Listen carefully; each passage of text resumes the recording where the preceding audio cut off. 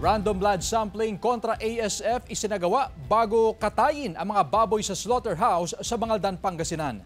Balitang hatid ni Jasmine Gabriel Galban. Bago katayin ang mga baboy sa slaughterhouse sa Bangaldan, Pangasinan, sumasailalim muna ang mga ito sa random blood sampling. Paraan ito ng lokal na pamahalaan para matiyak na ASF-free ang mga baboy na kinakatay sa bayan.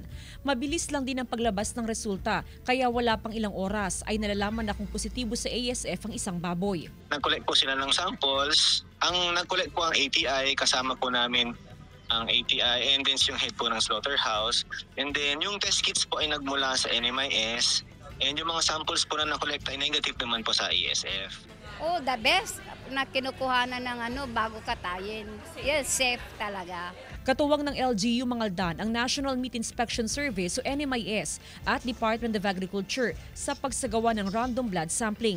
Tiniyak ng otoridad na negatibo sa anumang uri ng sakit ang lahat ng kinakatay sa slaughterhouse. Samantala, isang linggo na ring bahagyang bumaba ang presyo ng karne ng baboy sa Bangaldan Public Market. Nasa 10 piso kada kilo ang bawas sa presyo, kasunod ito ng pagbabari ng live weight fee ng baboy. Siyempre nabawasan na. Yung presyo? Okay. Sana Tuloy-tuloy na. bumaba.